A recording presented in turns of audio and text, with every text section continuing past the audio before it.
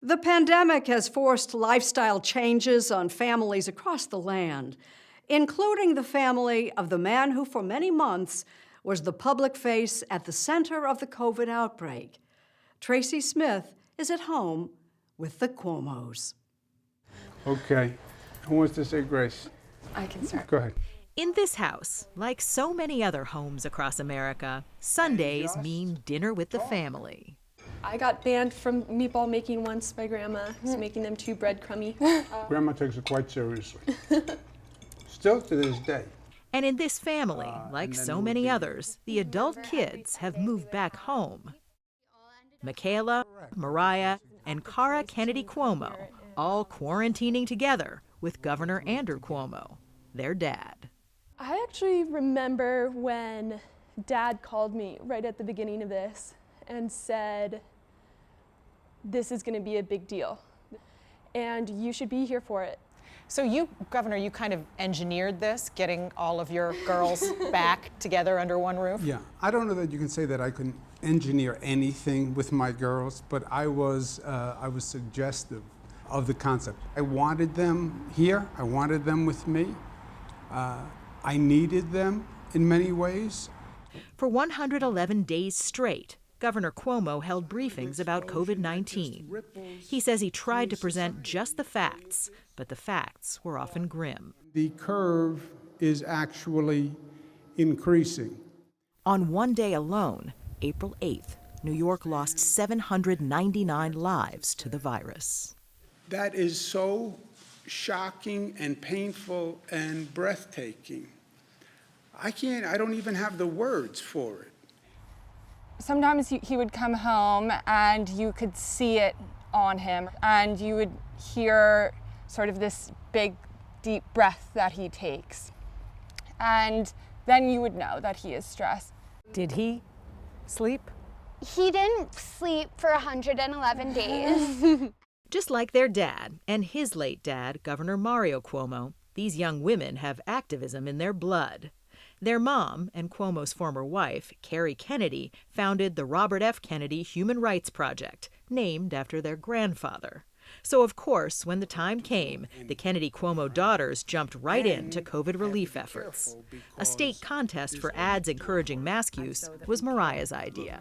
I wear a mask to protect you. You wear a mask to protect me. The governor marshaled public support and resources, and it worked. As New York COVID numbers fell, the daughters say people across the world started asking for advice, so they told their dad he had to do more. It sounds like you guys kind of pushed him. We're getting all these requests for how'd you do it? We need to come out with something. Right. From the first day, we were all saying, you have to write this down. You have to communicate this somehow. The result is a new book, American Crisis: Leadership Lessons from the COVID-19 Pandemic. When is it over? Nobody knows. But to some, a book about lessons seems, if not presumptuous, at least a bit premature. COVID cases are on the rise in a number of states, including New York. Do you see how some people say this is you taking a victory lap in the middle of a pandemic? Oh, there's no victory here. The game isn't over. This is halftime in the game. Let's learn the lesson from the first half of the game and play a better second half. But we have to play a whole second half of this game. And there's going to be another virus and another infection and another bacteria, and we can't make the mistakes we made this time. Still, to date, the state leads the nation in coronavirus deaths, more than 30,000. You know that there are people out there saying, wait a minute, why is he setting himself up as the guy who did everything right? New York still has the largest number of deaths of any state. Well, New York has the largest number of deaths because New York had the largest number of cases. We had a much worse infection rate than any other state. And we had it before anyone knew anything about COVID. What happened in New York was unique. We were ambushed. Nobody knew the virus was here. That's not true 5 months later. Everybody knows it's here. There is no reason that we still have this infection rate going up across the country. There is just no reason. The governor knows his family has been lucky. For months, he could only talk with his 89-year-old mother, Matilda, via Zoom. But they finally had a face-to-face visit. It turned out fine at the end of the day, but I feel like I lost a lot of time with her that I just wish that I hadn't. When he talked about his family in the briefings, New Yorkers saw a softer side of Cuomo that maybe only those closest to him knew before. Is he touchy-feely? No, but I think he is an amazingly vulnerable man. Do you like that? I'll take that. Sensitive. I'm a sensitive soul. Yeah. Are you a sensitive soul? I'm a sensitive soul. The governor's girls have become his roommates and his co-workers and his fiercest defenders. So, as protective as you are of your dad, and as much as you want to protect him, I would imagine there will come a time when you guys are going to leave again, right? No, there will never come a time when they leave. That is not going to happen. Why would they want to leave? They do have exciting lives of their own. They might want to go pursue those. No, they can do that with me, right? You can stay here with me and do whatever you want to do. Their dad is also a bachelor. His long-term relationship with author and TV chef Sandra Lee ended last year. Okay, so while we're on this light note, you guys are the social media savvy ones. Have you helped your dad with his dating life? Gotten online for him? Set up a profile? Anything like that? Nothing. No online profile. No online profile. He hasn't hit Bumble quite yet, but. No offers. No encouragement? No encouragement.